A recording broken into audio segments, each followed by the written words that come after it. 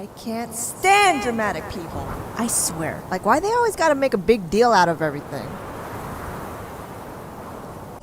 Oh my god, it's cold out. Ugh, I could light myself on fire here and I'd still be frozen. I'd even bring myself here. Oh yeah, just to make that one ironic statement. Am I gonna wake up with the flu tomorrow? Yeah, I'll probably wake up with the flu tomorrow.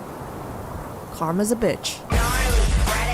I did not just make that reference. I think just two things about dramatic people. One, that they're either entertaining enough to watch on YouTube, or two, a complete waste of time to be around. Let me explain it both ways. You could say that most YouTubers, entertainers, and extroverts in general are dramatically amusing from an audience standpoint. After all, their job is to entertain. I'm talking about their super hyped up personalities, their very extra attitudes, or at least the way they present themselves. The way they share their stories sometimes can be exaggerated with their tone sounding unnaturally ecstatic, or their energy levels on steroids. Sometimes they'll even partake in fake online drama with other celebrities since, unfortunately in this day and age, all publicity is good publicity. Doesn't mean these guys are immune to any genuine squabbles, but oftentimes they might be orchestrating it for the views. On the other hand, we have people who are obsessed with drama that should have stayed in middle school, because after that point, who gives a shit? Sometimes you might accidentally encounter snakes, gossipers, fake people who always feel the need to escalate drama, which, most of the time, isn't even about them. Surprise, surprise. Of course, that all depends on the people you choose to surround yourself with. It could either be the ghetto hoes or the plain Janes. If you happen to know a drama king or drama queen, these words will usually come out of their mouths or typed on their Facebook statuses. I hate drama.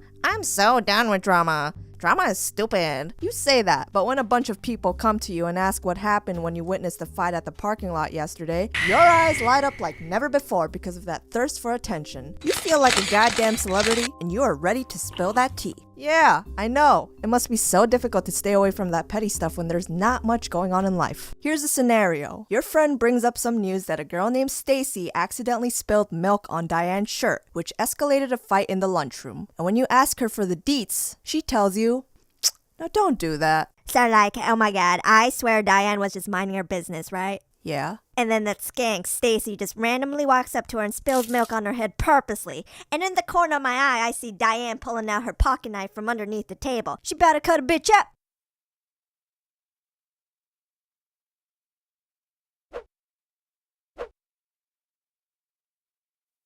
Why are you looking at me like that? Really? Okay, no. You don't pull a knife on someone just because they poured milk on your head. See, now that's some psycho shit right there. Listen, you pull out your bat on people all the time. Don't give me that. Besides, I heard she's dating Stacy's ex anyways, and that's why she did it. Oh? Like, Stacy literally stood there and laughed at her. Clearly, she wasn't even sorry about it. You know what Diane did after that? What? Duh! She tore that bitch apart. Deadass, she went like, whoop-pow, slice, ba-blam, and her skin ripped through, and her bones went,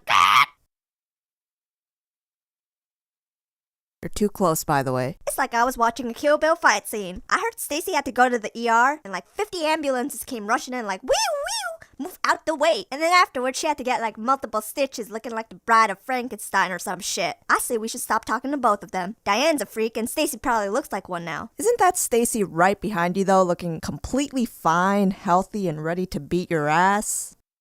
You talking shit? Yeah, oh, hi, Stacy. Tabs, help me. Wait. Talk shit, get hit. お前は Okay, don't get violent about it. I'm not advocating that. People, just tell it as it is. Don't be extra, don't exaggerate the story by a mile, and don't try to make people look as bad as possible just to get a reaction unless you're ready to get your ass whooped. If you're surrounded by those who only exist to fuel the fire, go find some less toxic people. And you behind the scenes people. Yeah, don't think I forgot about you guys in the background, because nobody ever mentions you guys. When someone gets roasted or smacked bad, you're usually the one holding the camera going like, Oh, world star! Damn, you got him! What you gonna do about that? What you gonna say about that? man, people are malicious. Yeah, but who's talking, right? Haha. If you're one of those instigators, I hope you're aware that you're just egging on the situation. Nowadays, I see a lot of news stories where someone's getting harassed, bullied, or even murdered in public, and a bunch of zombies would be there holding their cameras but never think to help the person or call the police. Honestly, that's really tragic. It's one of those moments you would think, humanity is fucked. Hopefully, none of you would respond to the situation like that, but then again, it's not something that happens often in everyday life. Though this last one may be more applicable to you or your friend. Have you ever had moments when you were too impatient or excited to wait for a response after sending a text to your friend? You share some very exciting news, and after 3 minutes of waiting in silence, you conclude,